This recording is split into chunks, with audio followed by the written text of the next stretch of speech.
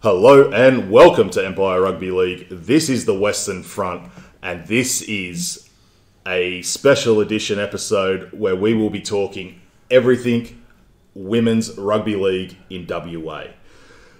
With me, I'm the Bear. With me is Sweeney. Sweeney, how are you, mate? Yeah, good, mate. Thanks very much. No dramas. And as of course, Beatrix, how are you down the end there, mate? Great, mate. Excited for this one. Can't wait. Yeah, absolutely. We actually have a couple of special guests with us tonight as well. One of them being our local legend for the week as well, Miss Danielle Parker. Danielle, how are you? Good, thanks. Now, Danielle, I know you're not going to like this next bit, but just for all of those out there, we're just going to run through a few of your accolades. So, correct me if I'm wrong anywhere along this. First put on the boots at 17 years old. Yep. For Willoughby, was it?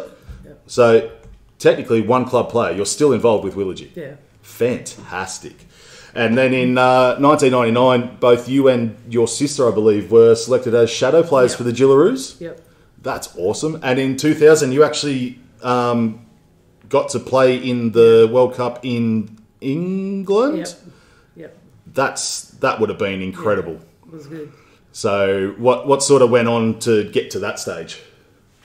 A lot of hard training, and that's the only time I played for another club, which was Fremantle, and we trained with the first grade to... The men's first grade? Yeah, men's first grade, because obviously we couldn't go over east. Yep. So we did our training with the first grade men as the coach required. Fantastic. And, obviously back in 2000, so we're travelling back in time a bit, but the women's game wasn't as much of a juggernaut as it was now. So how'd you get over to England? We paid our own way. We did a lot of fundraising, sausage sizzles, raffles. Yeah, it was a lot of hard work. A lot of hard yards to get over to pull that Jillaroo's jersey on. Yeah. Wow, that's incredible. Speaking of the Jillaroos, we did a little bit of research. You are Jillaroo number 53.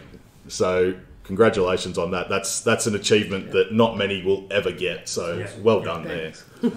And then as we venture back to the more local side of things, Danielle, in 2014, I believe you and your sister again heavily involved with organising a women's tackle match. Yep. So what was the idea around that? The idea was to bring it back because it'd been 15 years and we're like, that's it, let's bring it back. I was sick of having to cross from league tag to union, so I was like, got with my sister and we organised the match going through Murray at the time as well so we could get insurance for the game as well. Of course, insurance is important when you play in contact sport. And the turnout for that, pretty good? It was good. Yeah, it was a good turnout. No, that's fantastic. And then locally again in 2019, there was a junior girls competition named after yourself, the Danielle Parker Cup, which is that still running, is it not? No. I don't think so, is it? No, I don't think so. That's unfortunate. We might have to get a petition started. But in that was closely related to the origin of the junior state championships as well, was it? Yeah. So that was all tied into that concept. Well, that's still fantastic, and probably something that we might the boys here at Empire might try and champion that cause, because you are definitely a pillar of rugby league in WA, so there needs to be some sort of recognition for that. Moving on, 2020, you were inducted into the WA Rugby League Hall of Fame, so that's well deserved by the small little bit that we've just unearthed. And then one of the other highlights you were telling us off air, sorry to bring it up, but you actually played in the first ever combined affiliated states tournament for women up in Darwin, and you got to take the field with your daughter Shanice. Yeah, that was good. How was that? Like the whole experience, obviously playing with Shanice would have been phenomenal. Yeah, it was. But yeah, it was a good feeling because I was also getting older then as well, as I am older now. But that was my last chance to get to play with her before she moved over east as well, or probably second last. No, that's amazing, and that's something obviously yourself and Shanice will carry with you for the rest of your lives. So that's a very special moment that Rugby League was able to give you. On that, Danielle, on that 2020 Hall of Fame induction. Well, remember, were you the first female WA Rugby League player to be inducted? I think player-wise, yeah. Yeah, that's cool. Oh, there we go. Fantastic. Great question, Beatrix. This is why we have you here, mate. Picking up the slack. Anyway, moving on, we will get more of Danielle throughout the show. But our other special guest tonight is John. I am so sorry, I forgot how to pronounce your last name. Hough. John Hough. Yes. And you are currently, right now, for 2025, you are the current WA Women's head coach. I am, yes. And that's obviously fantastic, and we love that. But let's do a little history lesson on John. So I believe there is some involvement with the English Super League. Yeah, I was very fortunate to play a couple of years in Super League in 96, 97 for Warrington Wolves. So yeah, that was a good start to my career. Fantastic. Now, how long did you manage to strap on the boots in Super League for? Well, roughly. Yeah, a couple of years. Yeah, so I played quite a few games, and then I moved over to Oldham. Not many people know Oldham. It's quite a small town, kind of championship level now. So just underneath the Super League. So, and then I kind of played there for 10 years and made about 250 appearances altogether. Oh, fantastic. So the body's battered anyway. Yeah. Keep the beautiful face though. Still here. And then, obviously, after the playing days are done, were there any accolades that got bestowed on you? Oh, yeah, I was very fortunate to. So I was the first player to sign for Oldham back in the day, back in 1997, and I was recently back in the UK and was fortunate to get Hall of Fame, be inducted in the Hall of Fame. So that was amazing achievement that I'm pretty proud of. But friends and family obviously got me there and helped me out. So it was mainly down to them that helped. Fantastic, of course. And most rugby league journeys have a support crew of hundreds behind them. Correct. So that's nothing different there. Now, obviously, playing days don't last forever, so at some stage you got to hang up the boots and moved into coaching. Yeah, moved into coaching, so I kind of went to the reserves in Oldham, and then I had a little bit of a cameo at Huddersfield before I moved to Australia.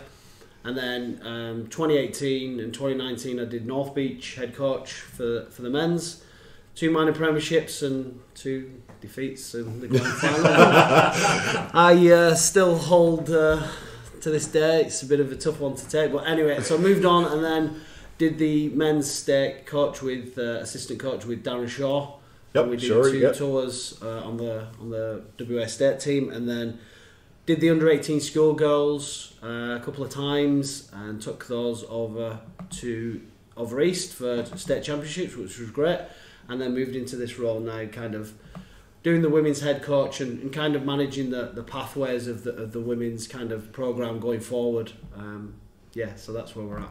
Fantastic. Well, obviously, as you just said, cut your teeth over in England with the coaching and then moved over to WA and didn't just get given a head coaching role for the stateside. You actually had to work and earn your stripes over here to get this role. Yeah, definitely. Yeah, and I think good stead obviously with the North Beach stuff was great, and then moving in with assistant with Shawy on that kind of 2 tours was great. 1 loss and 1 win, so bit of a learning curve on that as well. Fantastic. I mean, always learning. We're always learning here at Empire too. I mean, having you two here on the show tonight, this is, I think, you're going to blow the socks off Beatrix, Sweeney and myself. So yeah, definitely.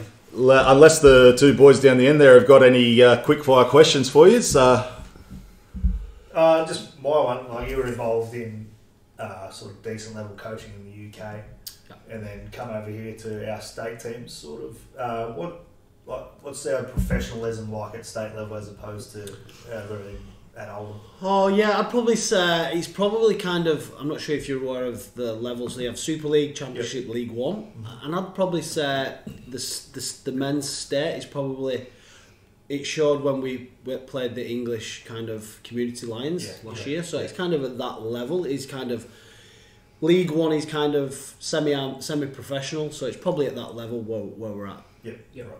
Cool. Awesome. All right. Well, let's get cracking into this then. We do have some questions for you guys. Hopefully, nobody gets up and walks out. All right. So to kick it off, we're going to start with the juniors. So the junior female participation and pathways, and just get some ideas around that. Now, we've got a few. I suppose we call them stats and facts. So we haven't gone back years. We've just gone back to 2024 and 2025, just to keep it simple. So in 2024, in WA, the under 14s girls was a 3-team competition. We had Fremantle, Alkimos, and Joondalup. Joondalup originally fielded 2 teams, but one dropped out after round 1. So a 3-team comp in 2024. This year, 2025, the under 14s girls is a 5-team competition with Fremantle, Joondalup, Ellenbrook, Willagee, and Kwinana. So a little bit of growth there. That's obviously positive. In 24, 16 girls, 5-team competition. In 2025, there is no under 16 girls competition. So slightly concerning there. I suppose the other thing that we do have for our girls is the league tag. So in 24, it was a 4-team competition. This year it is a 7-team competition with 6 clubs. I think Alkimos has 2 teams in that GLT. So again, a little bit of growth in the GLT. But how do we explain the drop off in the under 16 girls? Do you want me to answer that one? Yeah, go for it. I think it's pretty simple. Is we have nothing to sell. So there's netball, there's rugby union, right? They're the biggest ones, particularly girls 16, right? And I think we've obviously the news that we've had over the last couple of weeks is a game changer. Absolutely. And I think we will see participation numbers rise and rise year on year in the next few years. And I think for me personally, I think, and I'm sure Danielle can chip in as well, is that if you've not got nothing to sell as a professional sport, it's very, very difficult to do. I mean, yeah, we've had players go over east, obviously very successful, but moving a child or a player or whoever it is from one side of Australia to another is really difficult, and absolutely it's massive. Now, obviously, with us having our own team going forward, and potentially the NRLW as well, it's something that we can obviously now sell. So, as much as history's not been great, we've obviously got now something to be able to sell. No, of course, and I appreciate your honesty there with the fact that, I mean, it's harsh, but it's true. We don't have much to sell these girls on. Danielle, you're still heavily involved in Clubland. Yeah. So the drop-off of no under 16 girls, how do you see it? Well, it's hard. I mean, I thought, I don't know how many girls were in that actual age group, but maybe doing what we did back when we started was the North East South West, joining the clubs together and building off that and then going back to clubs again. That's how I would see the older age groups. I mean, we've got enough in the 14s at the moment, but for me, with me working on my 14s, I want, as you said, I want to give them sell something to them. So I'm getting a proposal ready. I've talked to Caleb about getting the form for a tour for my under 14 girls, which I can link up with Newcastle Knights and take them over to maybe play some under 14s over there, and also maybe hopefully meet and greet the team and get some sessions. Fantastic. But that's in the process. Early yeah, days. so that's going early over days. there and possibly Group 21, Group 20. Is it the Newcasple Juniors over there? I think it is, but anyway, that's not important. But Mawson plucked that out. Oh, I know Group 21's the upper hunter. I'm not sure what the actual Newcastle group is. I think it's 20. But anyway, moving on and keeping it local.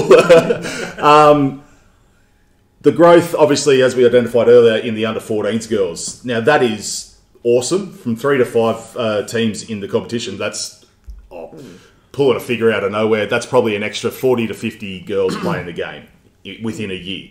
So what's allowed? What have we done anything, or is this natural? Like what has happened in that space to allow that growth? Yeah, I think it's natural. Yeah. I think it's a case of, you know, people like Danielle doing stuff like that is getting girls, particularly down to the training sessions, having somebody as iconic as Danielle being there is going to draw naturally players. So the more women head coaches that we can get into the game, the better. And that's one of my things, is I'm trying to be pushing women to be involved in coaching level. I'm kind of, obviously I can speak about the under 16s and the under 18s. We've got two, Kelly Thompson and Claudia Foster, who are now head coaches. We didn't have that last year or the year before. It was myself, and I want to be in the role to be able to develop women head coaches, and that's kind of the role that we want, because then it attracts. There's no point in a male dominated sport. Absolutely, it's got to be women, right? But we have to have more women's head coaches in there. So the path that we're taking is, you know, Danielle's doing a magnificent job at Willagate, and we will just want more of that in the future, which will then draw the girls in. So basically, the idea is to grow more female role models for our 100%. juniors to actually see in action. Absolutely. It Yeah. becomes an aspirational thing for junior girls to come through. Yeah. It's Not just as a playing, sorry, Danielle, not just playing, but then for junior kids to see them, I could probably coach or assistant coach, or there's other ancillary roles that they can take on to continue their possibly their professional career. I mean, if we're realistic about things, right? Somebody in Danielle's team at under 14s could be the first Perth Bears NRLW player. Yeah, absolutely. If you think there's, about it, there's right? potential there. There's six years. You know, if we look at 29, 30, whatever it's going to be, they could be the first ones to come in, and that's what we're trying to obviously sell. Is that is not a dream anymore. It's generally a reality. Yeah. Hence, for me, organising that, because some of them are playing union, and I want to show them that league is better, and try and organise something like this so where they can get that interaction with the elite players to say, I want this game. Yeah. Do you think that there's been a lack of promotion to the state journey that you can go on as a female? Like, there's obviously quite a few that have gone on and they've played state level here, and then they've gone over and played NRLW or lower level competitions over there. Do you think we could have promoted that better before, as a dream to sell, instead of just waiting until the Bears come on? Do you think that might have helped participation numbers? Personally, I had a female participant from the under 18 schoolgirls, and she, when we was over there, we got offers for her to be involved in the club. But as I said earlier, it's a life changing move. So I don't think. Yes, there's opportunities, but it has to be right for that particular person. Yeah. And I think if you can keep it here as much as you can, then going over east, it doesn't have to be an option. We can keep it here. So I think it's just that time, and obviously the dream, the sell is the biggest thing. Yeah, well, for me, like, I would have loved to keep my daughters, like Shanice here. Brianna's probably going to end up going back over. But I mean, it's still, I think, it's selling the dream, but then also saying that we are working on getting the NRLW team here as well. So they know that those young ones that are coming through, they've got, as you said, we're selling them something to look forward to. I mean, I know I wish my eldest could come back, but she's happy where she is. So. I was going to say, Shanice is doing quite well over there at Newcastle.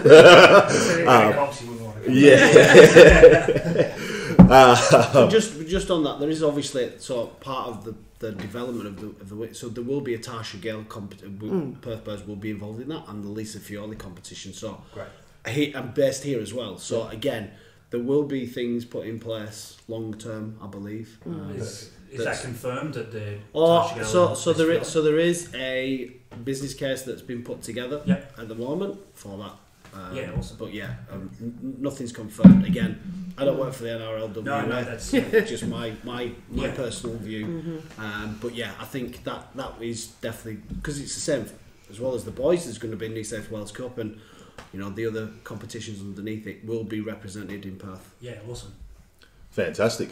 Well, I was going to say that's just Cancel out a lot of you, mate. yeah. It hasn't.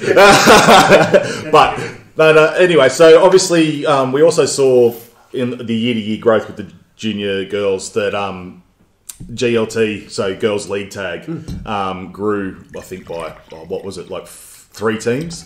Yep. How do we see Girls League Tag? Like, how do we get these girls to transition from League Tag to tackle? Or is that just I understand that maybe for 70% of them, it's not even a thought. And that's cool. Like, not everyone has to play tackle. But surely, to grow the tackle game, which is our main product, we need to somehow get the girls playing League Tag just slowly across to playing tackle, because the numbers are there in League Tag, but we're missing them in the tackle. For me, I know with our team, like, I'm always hassling them, come. It's like, but I think once we get their skill levels up and get their confidence, then they're more likely to transition. Because we had, I think, 2 from last year, which is Kate and Emily. They only played League Tag and they transitioned over this year to League Tag. Contact. To tackle. Yeah, tackle. Fantastic. So with that, is GLT seen as a hindrance or a help? Now, obviously, at club level, I'm going to assume, I'll let you guys speak on it, but I'm going to assume that at club level, it's probably seen as a good thing. Purely, the club then gets extra regos and all that sort of stuff. But John, I'd almost lean towards, if I'm thinking your way as the state tackle coach, I'm almost thinking that GLT is a little bit of a hindrance because it's stealing numbers off you. Or am I off there? No, I disagree. I think that it's a help, because the more girls, women are involved in the game, we've got to walk before we can run, right? In an ideal world, I'd have 5,000 participants to be able to choose from. Yeah. But if they play League Tag, right, and in 2 years' time, as Danielle said, right, 2 come across, great. It's a win. As long as they're involved in league, in any, whether it's touch, whether it's League Tag, whether it's whatever it is, as long as they're involved, we've got a chance. That's it. I agree. Yeah. So are we seeing League Tag as a genuine pathway to tackle then? Yeah, it's a taster, isn't it? Yeah. Particularly, make it, even, boys start playing League Tag as well, and they're like, oh, actually, I quite like this, and this is a bit more. So it's not necessarily, a woman's thing. It's across the board. Is that it's a taster, and it's a real good introduction to actual physical contact. And if it does, if they turn around and say, oh, I don't really like them, play League Tag, go and be involved. Yeah. That's the thing, is to grow the clubs, because then they might be involved in other ways at the clubs as well. So at Clubland, is it more focused on the coaching of League Tag to actually develop the tackle skills? Well, obviously not for the me, contact. I mean, I'm not coaching this year, but how I was running it is the same as I would run contact, except it's tag instead. So then they've got the same concept if they want to switch over.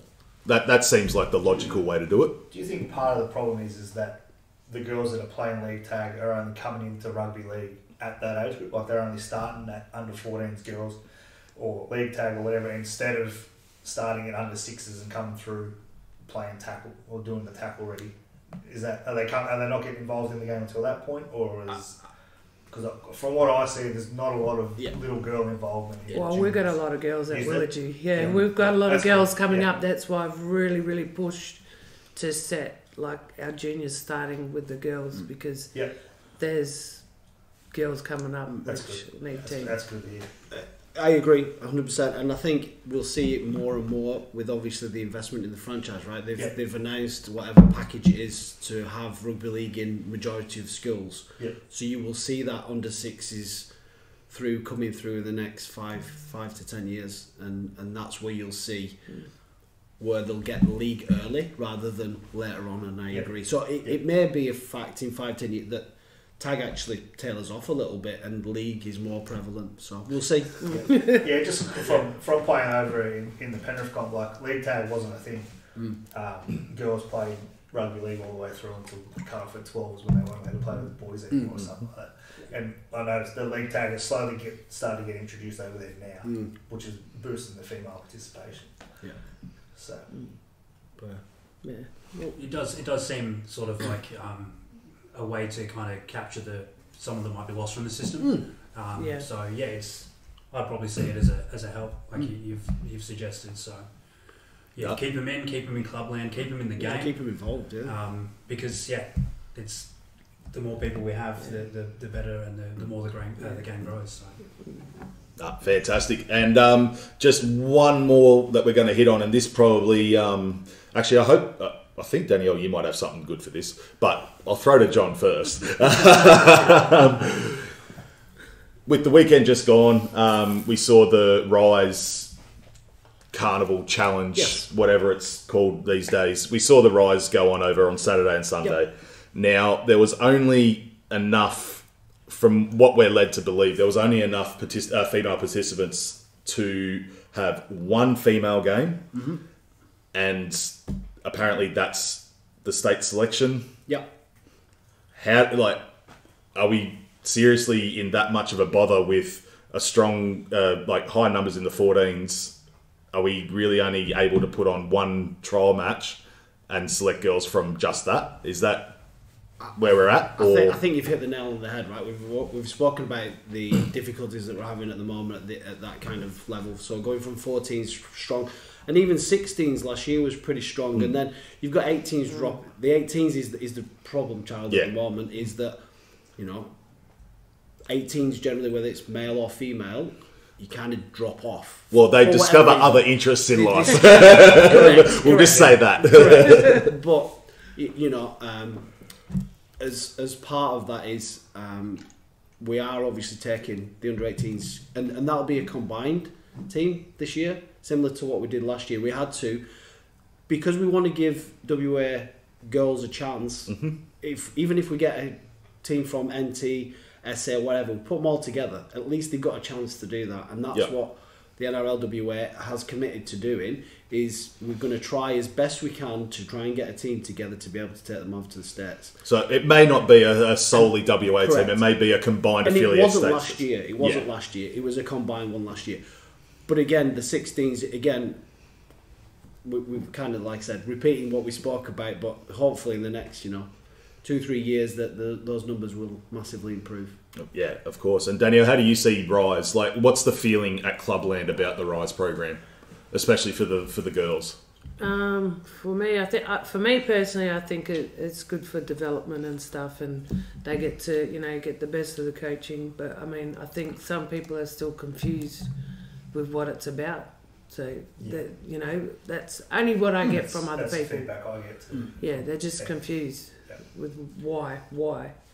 They're legitimate questions. I mean, most mum and dad over here probably aren't as rugby league savvy as probably us five around the table. Do you think we need more sort of NRL coaches or past players coming over to be involved through the 6-week training that they do for the Rise? Do you think that would help?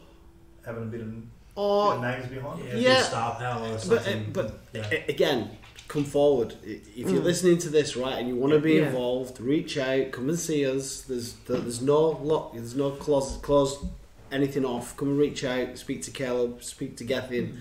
There's people out there that you can get in contact with to come and do it.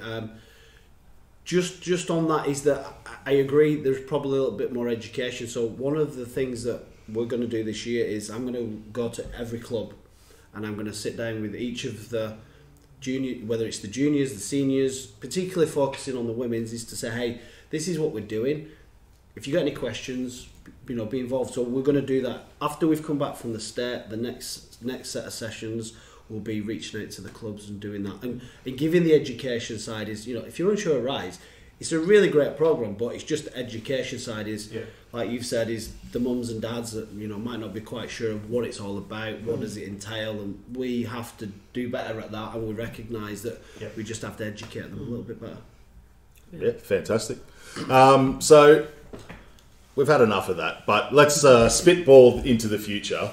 At Empire, we have a slight belief that the women's game probably doesn't get the coverage it deserves at the moment over here. So with the juniors, sticking with the juniors still, is the lack of seeing others do it hurting the growth of the girls' game. So the example there is the women's premiership being played on a Friday night, but the girls play on a Saturday while it's male-dominated teams playing. Would it not be better to have the women's premiership in view of these under 14s, under 16s girls, so that they can, after their game's done and they're sticking around, or the brothers got to play, but they can actually see a group of women warming up, training, playing, having that perceived pathway, I suppose. It's a difficult one, right? If you flip it the other way around, right, there's no games on a Friday night, so they've got the blockbuster. If you think about it that way, it's you know, it's on YouTube now, so they do get a bit more exposure. Again, I suppose you're going to get the naysayers that if you swap it and put it on a different day, then you're going to lose a little bit of focus. So I'm not quite sure what the answer is, but I quite like the idea of the women having the Friday night because it's their own. So again, I'm not sure. Will it work? Will it change? I'm not quite sure. But I think, I mean, I was down at Willie G on Friday night, and I tell you what, I watched the game on Friday night, Willie G and Ellenbrook, and I went to watch Rockingham versus Joondalup the day after, and the Friday night game was amazing. Yep. Like literally, end to end. I reckon it was a cold night. I reckon the completion rate was up at least 85-90, and it could have gone either way. Both teams went at each other, and it was such a good game. No, I've got no doubt of the product and the quality that our women play at. What we're saying is, why could that game not be either the last game on a Saturday or the game before men's first grade and get a lot more eyeballs on it, and potentially maybe even that drags an extra few regos or lights the fire under some girls. I think the clubs have a difficulty because they've got the league tag, they've got third grade, they've got reserve grade, then they've got first team. So it's having those volunteers come in earlier as well. I think that's a bit of a difficult one as well. Absolutely. So again, I'm not quite sure what the answer is, and maybe that's something. Oh, we're just throwing it out there, mate. And I agree, and that's what I'm kind of saying is, I personally like the idea of they've got a standalone on a Friday night because that's theirs. And going forward, why can you not have eventually we'll probably have an under 18s competition. They could go under the Friday night game. Yep. And then under 16s, so they can have their own Friday night 16s, 18s women. So from a different perspective, you're keeping the men's standalone on Saturday, but the women have their own on Friday night. That's just my view. Danielle? To me, it's like, for some of us, when we've got to get to the 6:40 game, it's tough. Especially when we're all working. I finish at 4 o'clock on Fridays, and if we're up in logistics is hard as well. It's hard. And talking to Brianna when she was over there, they actually even played on a Monday night or a Sunday. I think, why can't we sort of change it up? We can play on a Sunday where the girls can see us. I mean, it's just the day, but I mean, for me, I know my personal feeling why we're not playing, because there's a lot of union girls still playing, and that is a big cause. It is. It's like, I'd rather play on a different day to Friday, or have that one game on a Friday and then another game somewhere else, so we can get more promotion. Yeah. See, with the union, you mentioned that there's a lot still playing women's union. Yeah. Are we purposely scheduling our games to not conflict with theirs, and is that hurting us? I feel so in the beginning. I think it's getting less now, where we can probably throw in a Saturday, just or a Sunday, so the young girls can see us. I mean, but to me, Friday, for me, it's just hard on Fridays. Yeah, just from me, if we're scheduling it on a Friday to get away, so we can still have players that are playing union on the Saturday participate. To me, it just seems like we have a lack of belief in our product. Like we're just sort of saying, union's better than us, so we'll schedule it for Friday night so we get numbers. That's how it seems to me. I agree. I think that is probably how it is, for that reason, to be able to allow the women to play both, right? But as we've said, the stuff that we've got coming up could change, and I think it's a good idea that being able to do it maybe on a Sunday. I don't. Again, as I said before, I'm not quite sure of the answer, but I think there's definite appetite for that to be looked at. I think another bugbear that might come up as well is the availability of referees Correct, over the course of a whole weekend. I mean, They're pretty slim. They're quite thin in numbers. Yeah. To expect some of these referees that are doing 4 or 5 games on a Saturday to do more. I think you're right. You know, so then some of them do on the Friday, Saturday, and Sunday. I mean, a lot of parents are doing that too. Yeah, exactly. Yeah. If you change it to Sunday, somebody will complain about putting it back. That's to right. Friday, Yeah, so I don't know. I don't know what the answer is. Yeah, I think because our game was split, we only ended up with two referees at our game on Oh Friday. yeah, because the touchy came late, didn't he? Friday, yeah. One of the games was moved. Was that on the? Yeah, because we couldn't get our lighting after 9. Oh, right. Council wouldn't allow it. Well, there's another thing we have to contend with. Yeah, council rules. Council rules. It's so much red tape, Yeah. but I mean, it all seems so simple on the surface, but you dig a little bit deeper, and then these other areas that you've kind of got to keep in your mind. So. But moving forward, we'll now get to the senior participation. So again, we'll just quickly rattle off a couple of stats. Again, we're only going back to 2024. So in 2024, the Women's Premiership was a 4-team comp.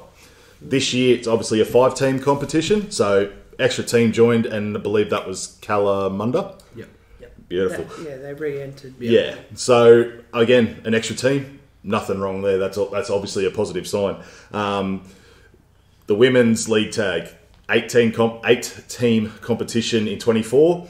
This year it's a 9-team competition. Now there's only 12 Perth Metro clubs, and well, what's that? That's 3/4 of them are playing league tag, but only a third of them are playing tackle. So, similar question to the juniors: is women's league tag hurting the women's tackle game? Is it purely from a point of avoiding contact and injury, because most women now will have a family or a job or other life commitments that tackle football might put a real twist in? I don't think it's affecting it. I think there's a lot of clubs that have overflow of ladies where they could utilise those ladies to make another team. Yeah. But obviously we can't think for them, and they want to stay where they are instead of getting a game. I just think it's silly if you're going to be sitting out all the time. I mean, I know you want a certain amount of numbers because of injuries, but when there is an excess, how about look at it and think we could have another team in the comp. Yeah. Do you look at capping registrations for the team at 25 or 30, and then extras go somewhere else? I think so. Which is difficult because you get to play 20 every week, don't you? Yeah, but I mean, if you go to that team, you know that you're in that 30. Yeah. I think 25 to 30. You need that because there's going to be injuries. Yeah. Like I didn't play last week. I was okay with that, but I just think it would just boost our competition a bit more if we did cap it. Yeah, I agree. I think it's a difficult one. Again, just similar to what we spoke about with the juniors, is just getting numbers up there. I don't think we're at that stage where we can do that. I think ideally in the future that's probably something that we could do, particularly if we can get 12 teams in a comp, and then you can do that. I think my idea would be probably if you do cap it, or just say, hey, listen, we've got enough numbers here, whatever, I'm going to use North Beach for example, but if you want to go up to Ellenbrook, they've only got 15 players, so if you wanted to go and play, you could. So you're spreading the girls and women around to different clubs to improve the competition, so that might be another thing that you can. I just had an idea. So if there's an excess of players, right, they can still register to that club, but if you're not selected that week, you would have a combined team of others. So everyone's still registered. Yeah, that's They've interesting. still all got their insurances and all that. Yeah, And wow. everyone gets a game every week. Yeah, that's everyone very keeps their match interesting. fitness. So like a barbarian. Yeah, something like that. Yeah. Definitely, I think that's something that can be looked at. I don't see any reason why, unless there's something like I said, red tape generally that kind of puts a stop on things. Particularly this year, that'll take away the buy, and there's a game every week. Yeah. No one's having a week off. Yeah. Everyone's playing I'd all say the time. I'd say it'd only be the coaches that would have a problem with Yeah. that. Probably. Yeah, there's a bit of logistics there, but yeah, just an idea. So. Is it something like a loan system? You know, the loan players out to the extra team or the other teams that need them.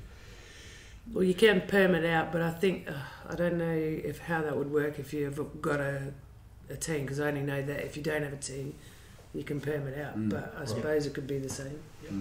Red tape, otherwise. That bloody red tape. Yeah. We have sort of slightly touched on this one, but we might go a little bit deeper and actually see if the boys might have some other points on this. So obviously it's around the scheduling of the women's tackle games, and as we identified earlier, they are all on Friday night. And Danielle, you raised a few good points. Obviously, coming from work, I mean, you're probably one of the lucky ones knocking off at about 4 o'clock, but there'd be others that don't knock off till 5, 6, or whatever it be, shift work and all that sort of stuff. So, realistically, I know, John, you like the idea of a standalone women's night, but realistically, at the point where our women's game is now, is Friday night hurting the growth of the women's game when potentially you could play the 17s boys and the junior senior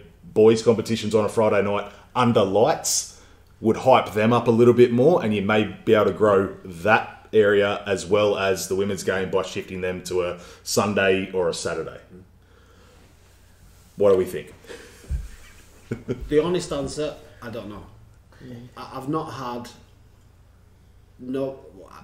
conversation with Caleb about it, whether anybody's complained about it or anything like that. I'm not quite sure. That's the honest answer. I suppose if there is a big shift and say, there's a majority of players say, hey, let's move it to a different day, would it be looked at? I would guess it probably would, but I haven't got any facts to say that there's 10 ladies that are missing out and they can't make it because of work. So I'm not quite sure. That's the honest answer from me. No, that's fair enough. As we said, we're just throwing it out there because ultimately we want the women's game as strong, if not stronger, than the men's. Well, I know our team would be able to play on a different day, because I know we've only got I think a couple of girls that play union, but the rest of our team is just league. So well, that's positive too. But that's it. I said with the other teams, don't know if they'd be capable of playing on the weekend. I think some of the difficulties that I see in playing on Friday night is that the competition's so spread out over Perth that, like you said, it's hard to get to the earlier games. Yeah. And then with the later games, like a lot of the girls that play, they've all got families. You don't really want your kids out. You don't really want your kids out at 10 o'clock at night taking them home and stuff like that. So I think that's just another difficulty, and maybe that has an effect on participation. Well, I just sort of similar on that as well, looking at the spread of the weekend. If you've got ladies that are playing on the Friday night, and then you've got games on the Saturday, and then juniors in the same, Joondalup from Rockingham on the Sunday. You love your footy, but that is a long weekend for anybody. Yeah, it is. So I don't. I'm not sure there's a right answer, because No, you're gonna you're just gonna keep on. You're gonna upset one. You're gonna upset one person with the other. So I don't know. I don't know what the right. I don't think there's euphoria on what the perfect time is or whatever. So there's going to be somebody that misses out. I do. I mean, I like the idea of like the 17s playing on the Friday night under lights, hyping them up, getting them excited. Play third grade then too after him, and then that's it. You get third grade out of the way. You get third grade out of the way. You'll upset all the grumpy old men. No, they'll love it. They can drink on Friday night. They can drink on Saturday. They can drink on Sunday. But yeah, I like the idea of that sort of junior thing, hyping them up. The upper level juniors, the higher grade juniors. But yeah, it just, the more we're talking about this, the less it seems it's Rubik's Cube in a way. We just sort of not kind of finding the right answers. I mean, at the end of the day, we may just have to poll the playing groups that we do have in the female and ask them what they want. I think it's well deserved. That's a question too, isn't it? Is anything like that happen? So we do. There is some, particularly on the tours, there's feedback and stuff like that. I'm not sure of anything for that, that's a good idea. Yeah. Not a bad idea. Yeah. I think that's a good thing. At the end of the season, everybody can stick a vote. Yeah, that's not. I think it's good. That's a really good idea. I think that would be good. You know, hey, Friday. If you as a woman participant, do you prefer Friday, Saturday, or Sunday, whatever it is, and then at least then you're covering that, and people are having the chance to have a say. Well, not only that, if it does end up being a Friday and you have idiots like us whinging about it, whoever's done the polling has then something to fall back on and go, you three idiots, shut up. Yeah, exactly. This is what they want. Yeah. So, but yeah, I mean, potentially that could happen. Good idea. Yeah. Anyway, moving on from the things we can't fix. A question for both of you. Now, Danielle, you've obviously been involved in the game at an elite level and still involved at club level, and John, very much the same. So my question is, do the female athletes need to be trained and treated slightly differently to the male athletes? Now, not in the strength and the endurance and toughness and that sort of stuff, more around the biomechanics of the female body and the male body. For example, goal kicking. You probably can't teach a female the same way to goal kick as you can a male, just through the build of the hips. So is that anything that is thought of at clubland or at state level? The way that, you know, the human body works. So yes, actually it's one of the points that we're bringing up is for the first time we've got a life coach. We have a life coach for the women's. And it covers holistic rather than, not, you know, it is associated with rugby league, but it's also to do with women, in particular menstrual cycles, dealing with them physiologically as well, as well as mentally, and we're looking at resilience and. So that sort of education and support is now involved in the WA state side? This state side, we have a life coach. That is fantastic to hear. So we've been doing some really good kind of sessions with the girls, and the feedback has been amazing. And so our theme for this year is resilience, not necessarily because it can be related to rugby league, also can be related to home life. How do you deal with things that, you know, are hard, or things that, you know, you go up against? How do you react? And, you know, so you can relate to home life, like, you know, somebody upsets you, how do you react? Or referee's bad call, how do you react? Do you keep going and you give a penalty? Absolutely. Oh, the comparisons are definitely there. So we've installed that this year, and one of the things that we did, particularly on Sunday, I'm not sure if you saw on the NRLWA post, we went to serve the community. Yes. We did the homeless stuff. Yeah. So part of the whole thing is we're doing that with the community, and it was really good. And the feedback was amazing. That, like, I asked them, like, I didn't tell them what we were doing, and I kind of said, hey, just be at Perth CBD 8 o'clock. And that was it. So they was guessing what we're doing. Beautiful. And this, that, and the other. So when they found it very humbling, and found it really good, and it was a case of that we wanted to teach them stuff outside of rugby league that can help them be a good person. Because going forward, last year when we did the under 18 schoolgirls, a friend of mine who's now the Penrith Panthers, Joe McNicholas, he is kind of the head of the S&C, and he came and talked to the under 18 girls what it takes to be an NRLW player, and it's been good. So a lot of the things that they look for now, particularly the players, is they'll actually ring your high school teacher to see if you're a good person, and that makes a decision whether you're signed or not. And as much as, like, you can be the greatest skilled player in rugby league, but if you're not good, they won't even touch you. It's almost that Melbourne Storm ethos, character over talent, 100%. which I think is a brilliant initiative to bring in. Yeah, so that's what we kind of try to build, is that kind of ethos, is that, you know, even though we're kind of technically an amateur kind of state, we're doing things as professionally as we can. And what we're trying to teach them is stuff that they get taught over East. So making sure that they're are covered by holistic, and going back to what you said earlier, is there is a massive difference between the two. Particularly, and I'm reading a bit of studies on ACLs at the moment. So women's ACLs, there's a lot more injuries and stuff. If you look at the soccer in the Premier League in the UK, there's a lot more ACL, and they don't know why. There's studies, because it's in such its infant stage, they're not quite sure why ACLs are more prevalent in women than there are in men. So there's definitely ways that we have to teach them to be able to protect themselves a lot better going forward. So that's one of the things that we're looking at as well. And Danielle, how have you seen this sort of area throughout your journey? Well, if it was to do with school, I was a rat bag, so... So you wouldn't have been picked, done?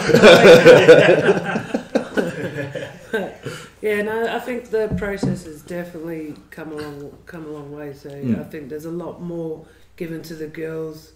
Yeah, I can understand with what you're saying with the knee injuries. I've got a lot of knee injuries.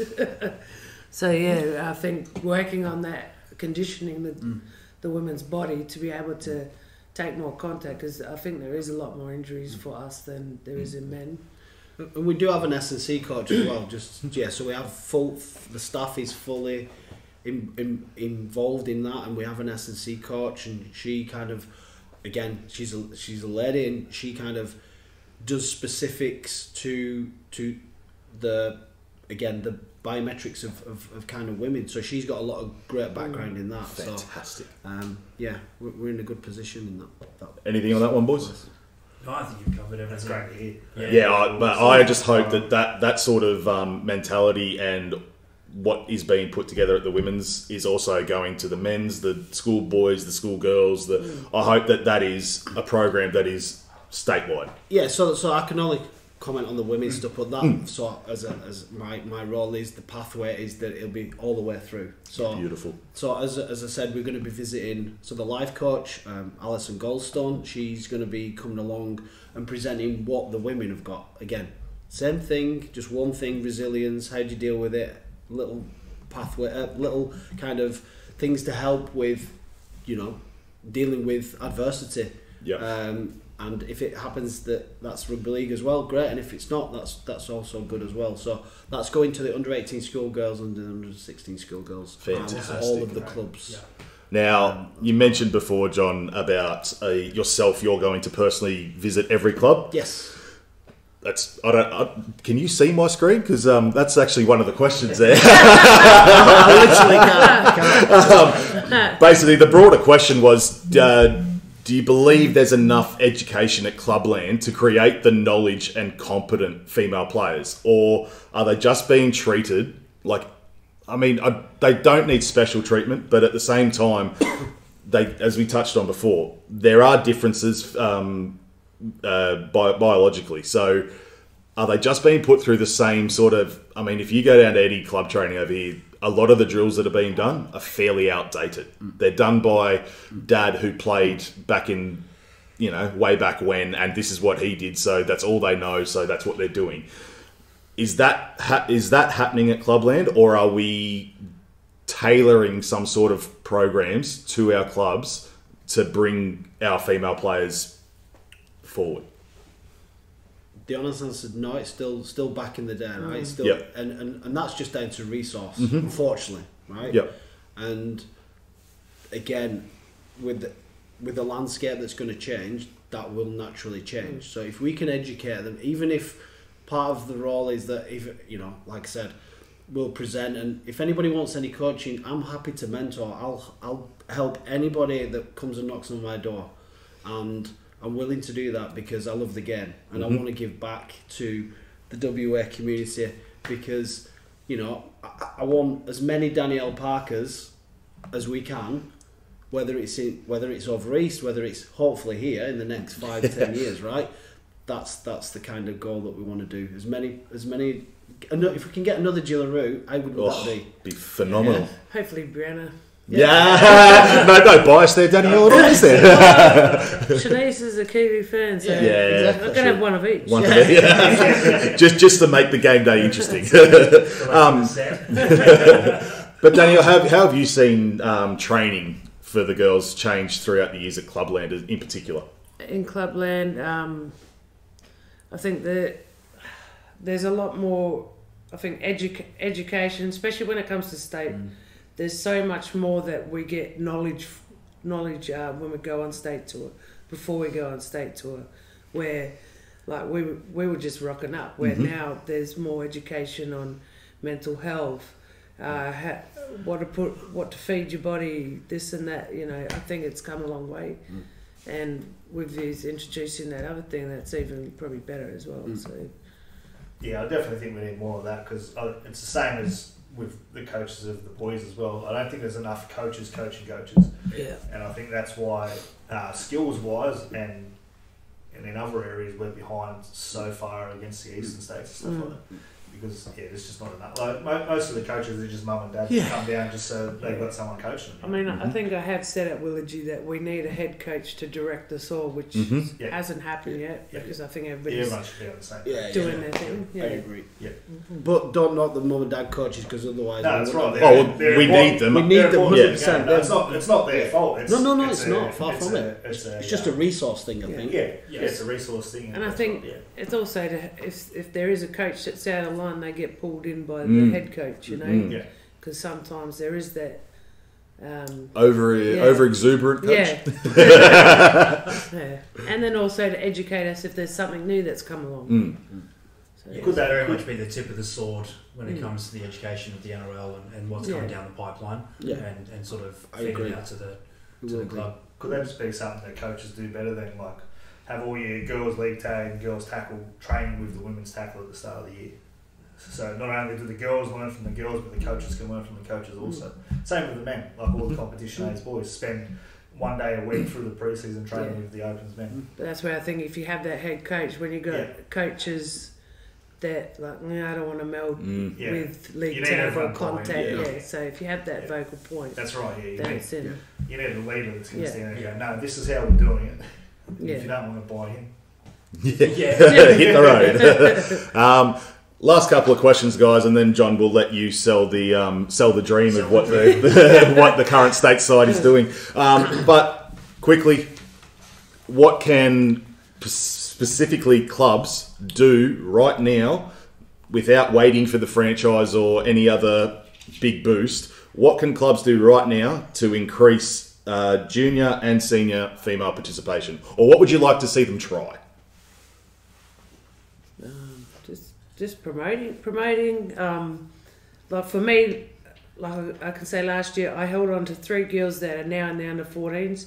Like maybe encouraging those girls to even just train with the league tag women, and that's what we did with them last year. Like to get their skills up if there's no team. Like I think more interaction like that, and it'll help push more players on for the next season. So a bit more of just because we don't have a team, you don't go away. Come join this. Fantastic. That's a great idea. Oh, I agree completely with Danielle's thing. Is we just have to have people who love the game. You just got to be in love with the game, and if that means that you have to sacrifice a few things, so be it. And as leaders of the clubs, I think they're doing an amazing job, and they're doing so well. And going forward, you know, from where I came, kind of 2012 to where we are now, has been a huge improvement everywhere across the board. And if we can only keep going, that's it. Just carry on, keep doing what we're doing. Boys, any possible ideas that clubs could try? I just touched on there, like more involvement from the juniors into the seniors. Like you said that, we didn't really have a dream to sell before, but when I was growing up playing footy as a kid, I supported Penrith and all that, but I also idolised all the guys playing A grade at my junior club, or the guys that were playing 19 that were superstars that were going to go on to bigger and better things. So I think the more that you can get kids having their eyes on them and being involved with them, I think that's going to help as well. Definitely. Yeah, fantastic. Same question again, guys. But this time, what would you like to see the governing body try, or are there any initiatives that are maybe in the pipeline, or any ideas to throw out that the governing body could possibly do to increase this female junior and senior participation? So, just on they probably don't know, is what's happening this year is that the kind of NRL made a decision to scrap the Pacific Championship for the women's, and they've gone now to the CAS tournament with the combined affiliated states, which will participate next year next week. The reason behind why they did that is because they were spending about $1 million for the Pacific Championships, I'm not getting one player to sign for the NRLW now, which is understandable, right? So what they've done is they've come up with it's a bit of a rookie. So all of the states will now put forward a certain number of players, and they will travel to Sydney, Newcastle. They're doing an NRLW Magic Round. Yep. They'll go the week before and do like a combine thing.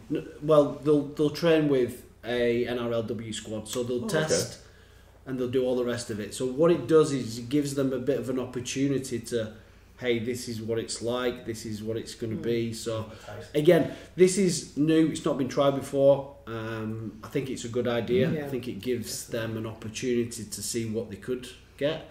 And also what it takes, because it's very, very difficult. So that's kind of happening in the background. That's awesome. And yeah, I think it'll be a really good thing for them to do.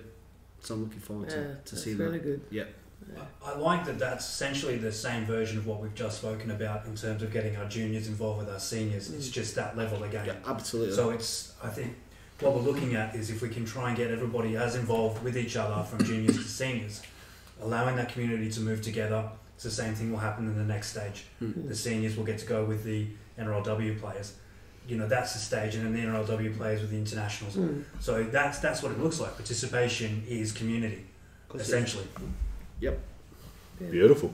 Well, that was a nugget of gold we weren't expecting, John. Thank you very much. It's good that we can have people in your position come on and explain these sort of things to us, because it's not, I suppose it's still in the early stages and you're still trying to figure things out. But there's not the promotion of these sort of things out there, so the everyday person doesn't know these sort of things. So it's good to have people like you come out and explain them. And that's why, as I said at the beginning of the podcast, is that you guys do an amazing job having this platform to be able to get that out over to people to hear and listen to is amazing, because we didn't have that last year or the year before, right? So having more conversations like this is going to help everybody, and questions or whatever, if you're unsure or whatever, then there's platforms and there's pathways that you can actually ask those questions and get the right answers. Fantastic. Well, I think we've hammered you with enough questions, guys. But John, the women's state team flies out next week. Yes, next Thursday. So we fly. It's kind of a bit of a tough gig. They've got 3 games in 3 days. They'll play Friday, Saturday, Sunday. And then obviously we'll get a championship winner out of that, and that's what we're aiming to do. Really looking forward to it. We've kind of very fortunate is we had 53 players put themselves forward, which is a record. And obviously we had the Anzac Challenge, and then obviously we cut it down again to we're trying to get to 20. We can only take 20 to the state championship, so obviously we've got to get over this weekend, so we'll make a final cut on Monday. Fantastic. Who are you playing? Vic, SA, NT. Oh, so it's just the CAS? Yeah, just the CAS. So you're not so it's the same as the men's. Yeah, so so it's not like it was a few years ago where they play the forces and stuff like that? No. Okay. No. Cool. Yep. Well, on that note, John, if you can possibly, we have tried, and obviously we don't have your inside information, but we have tried to figure out what the actual pathway is. But with you here, are you able to give us a step-by-step, it doesn't have to be detailed, just step-by-step from what age group to get to stateside? Yeah, so it's pretty simple, really. Is you stay with your club pretty much, and on the back of that is we have the Rise programme, which is obviously driven by the NRL. They focus on 2 areas, 14s, 16s and 18s. The 16s, so there's no championships up until you get to under 16s.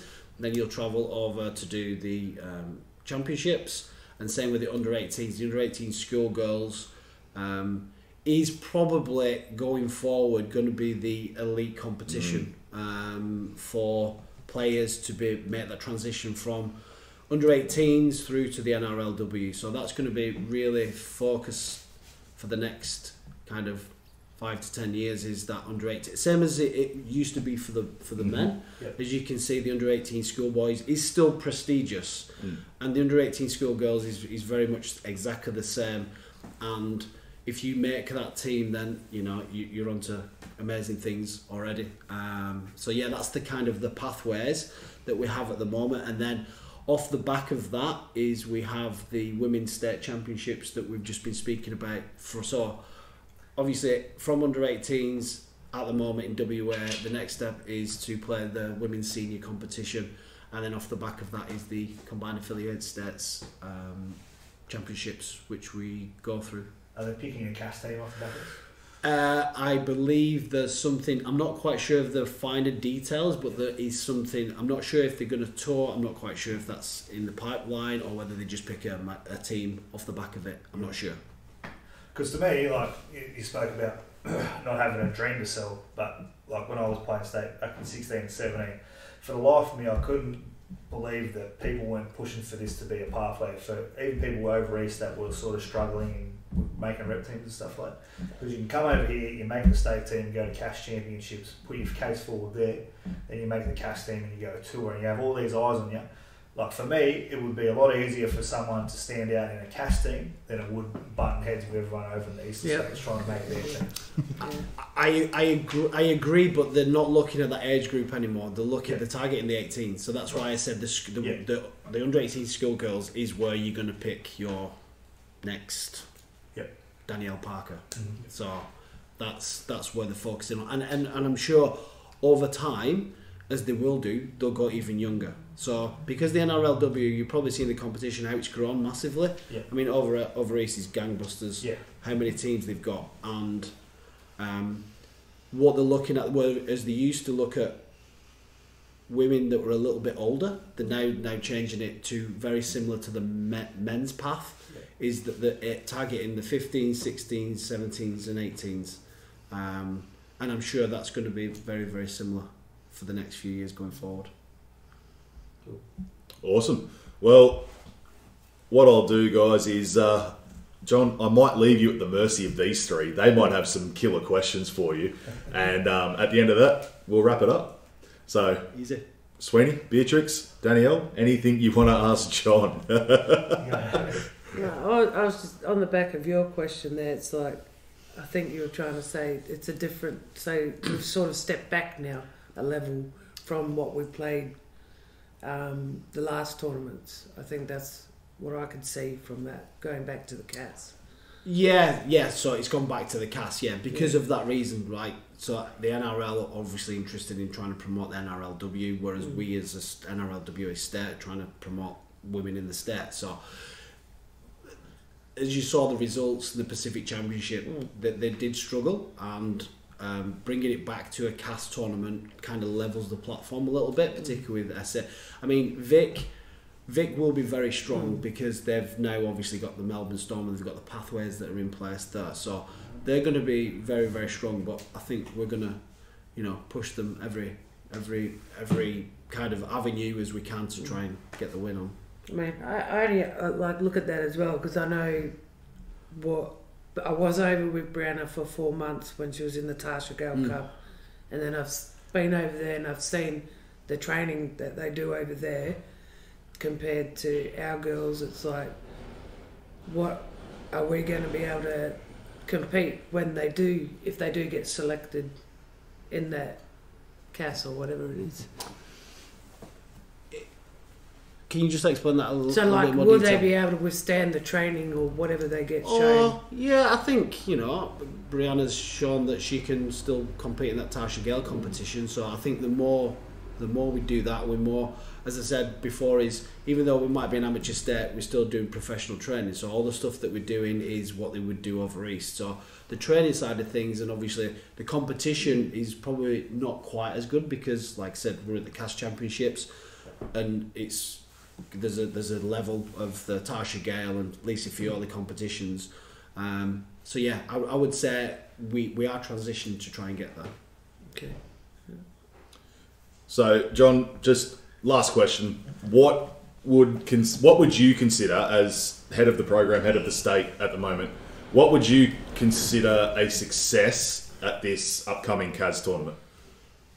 Does winning the tournament mean success, or are there other parameters that you are looking at? I think getting some, as I said to you before, if we can get some of the women into the NL, the rookie thing, that would be very, very good. Yeah. Oh, hey, winning the championship, I wouldn't not 100%. I want to win it, right? That's not even question. But I think developing the women themselves is the main key. And as I said, as I will say to them on tour, right? I want them to remember the tour for whatever reason. If it's rugby, great. If it's that they picked up something from doing the Perth homeless stuff, great. If it means that they're good people off the back of it, great. So it's not necessarily a rugby league thing. I want them to come to it for themselves in kind of 5-10 years time. I remember that 25 tour. That's it. For whatever reason it is. Making a memory, as I'm sure you remember your cast tours, and obviously the Jillaroo stuff as well. He's making those memories because they're completely different from every kind of thing that you do in your rugby league playing career. The tours and the tournaments are just one-offs, and I think if you try and make a little bit of a memory out of those and you hold on to that, then I've done my job. Fantastic. Another one more.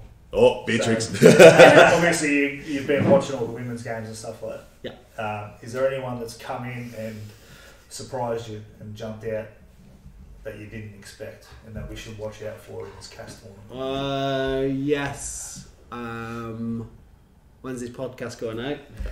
Tomorrow. To be fair, there's probably quite a few, and I don't wanna.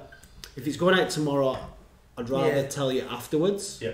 If that's okay, because all 20 right are gonna give the best shot, and I don't want to single one person out because I don't think that's fair. Yeah. But I think there is. I think there's certainly at least 10 or 11 that are going to be really pushing, and with a combination of Kelly Thompson, Claudia Foster, who are going to lead it. They're the seniors, and obviously there's numerous players and there's a couple in there that I'm really excited to be watching that kind of should make a mark, and if not, get a chance to somebody's knocking on the door to say, hey, come on over east. And I guess just to promote the championships, is there going to be a live stream of the games and stuff like that? I believe so, yes, there is, yeah. So if you look on the NRLWA website, they'll post all of the live streams on that. I think ours varied games because we're with the men at the same time, so we fly it with the men. Yep. So the men's state and the men's women are going to go at the same time. I think that obviously there's a 2-hour time difference, but I think they're mixed up. Yeah, great. And hopefully the Facebook page is lit up with WA wins across the board. Yeah, absolutely. And that's it. That's not just for the women's, and the men's as well. I'm looking forward to seeing those as well, which would be great. Yeah, well, good luck, and hopefully he's bringing the trophy home, both the men's and the women's. That's the plan. Yeah. Fantastic. Well, John, thank you very much for joining us this evening. And what we might do is we might reach out once you get back from this CAS tournament, and we might get yourself and some of your staff, I think your life coach and some of the staff around, just to strengthen the awareness of what is going on with these programs. So absolutely. I think fantastic. You've enlightened us. There is a lot of information there that obviously we didn't know, and the general public wouldn't know either. So thank you very much for joining us tonight. No, that's the idea, and that's the plan, is to make sure that everybody's aware of what is available for women in WA. And this lady across opposite me is doing a fantastic job, and I think if we can aspire to do as much as she does, then we're not going to be far off. Absolutely. And on Danielle, thank you very much for joining us as well. And open invitation, whenever you want to come on and have a chat about anything rugby league related, you are more than welcome, Danielle. Thank you very much for joining us tonight. Thanks for having me and my awkwardness. Not a problem. Thanks so much to both of you. If we could get more people with your experience and love for the game involved, then it's going to help the game grow much more than it is over here. Yeah, I agree. Thanks very much for your time coming down and giving us your experience and your knowledge. Love it. You're welcome. That's all we've got time for, folks. So hopefully you enjoyed this episode, and if you want to see more, let us know. But until next time, remember to train hard and love rugby league.